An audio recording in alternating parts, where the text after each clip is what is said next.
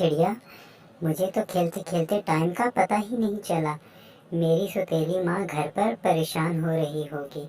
मैं जाऊंगी तो वो मुझे बहुत गुस्से होगी, क्योंकि मैंने अभी तक घर का सारा काम नहीं किया। बर्तन भी धोने हैं अभी। अब मैं चलती हूँ, अल्लाह हाफिज। अरे पीलो चिड़िया, अभी तो हमने इतना कम खेला है, प्लीज थोड़ी देर और रुक जाओ। मेरे तुम्हारे अलावा इस जंगल में कोई दोस्त नहीं है। मुझे तो सिर्फ तुम्हारे साथ खेलना अच्छा है। प्लीज मेरी दोस्त रुक जाओ, हम थोड़ी देर खेल के फिर दोनों अपने अपने घर चले जाएंगे। मेरी बात मान लो मेरी प्यारी दोस्त।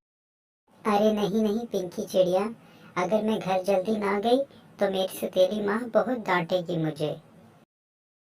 ये कहकर पीलो चिड़िया अपने घर की तरफ रवाना हो जाती है। अरे तुम कहाँ रह गई थी? कितनी देर से मैं तुम्हारा इंतजार कर रही हूँ। ये बर्तन सुबह के पड़े हैं, कौन ये बर्तन धोएगा? क्या तुम्हें जरा सी भी परवाह नहीं है घर के कामों की? लापरवाही की भी हद होती है। मुझे ये बर्तन आधे घंटे में धुले हुए चाहिए, और घर भी बहुत गंदा है, साफ करो जाकर उसे। अरे माँ, मुझे माफ कर दो, मुझे खेलने में देर हो गई। प्लीज मुझे माफ कर दो, मैं तुम्हारा काम अभी ही कर देती हूँ। मैं ये सारे बर्तन साफ कर देती हूँ और घर भी सारा साफ कर देती हूँ। तुम्हें शिकायत का कोई मौका नहीं मिलेगा माँ। प्लीज मुझे माफ कर दो, मैं सारा घर साफ कर दूंगी।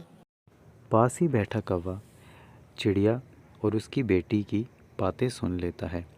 वो बहुत अफसरदा होता है कि सौतेली माँ अपनी बेटी पर जुल्म कर रही है।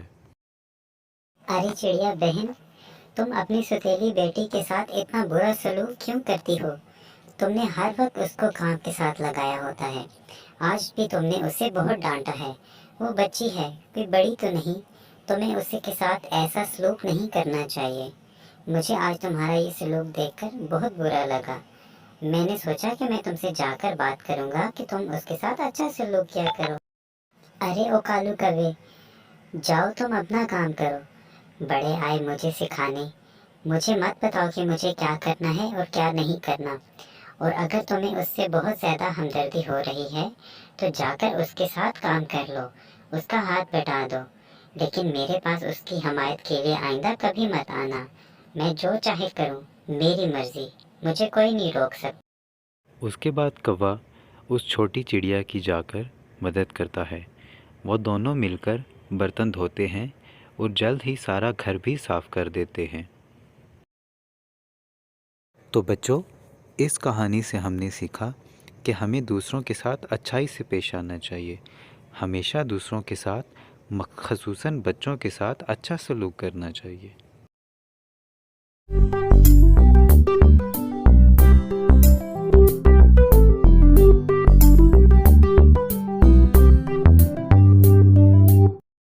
एक दफ़ा का ज़िक्र है कि एक जंगल में एक चिड़िया रहती थी।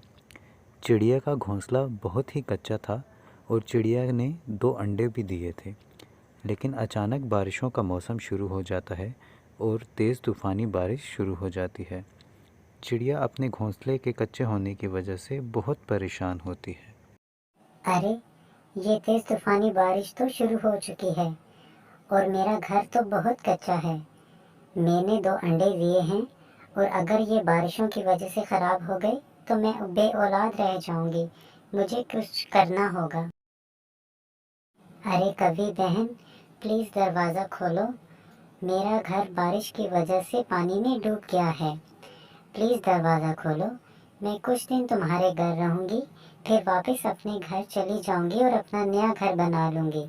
लेकिन तब तक मुझे अपने घर में रहने की इजाजत दे दो। प्लीज कवि बहन, दरवाजा खोल दो। अरे, ये मनहूस चिड़िया कहाँ से मेरे घर आ गई? इसने तो 2 अंडे भी दिए हुए हैं। अगर मैंने इसको अपने घर में आने की इजाज़त दे दी तो ये हमेशा के लिए मेरे घर में रह जाएगी। मेरे पास इतना फालतू सामान थोड़ी है कि मैं इसको खाना खिलाऊं और अपने घर में रहने की इजाज़त भी दूं। मैं बिल्कुल नहीं दूंगी इजाज़त। अरे चिड़िया बहन, प्लीज़ मुझे माफ़ कर दो, लेकिन मैं तुम्हें अपने घर रहने की इजाज़त नहीं दे सकती। गांव से मेरी बहन और उसके बच्चे आ रहे हैं। हमारे घर में पहले ही जगह बहुत कम है। अगर तुम्हें रहने की इजाज़त दे दी तो मेरी बहन कहाँ रहेगी? प्लीज़ मुझे माफ़ कर दो।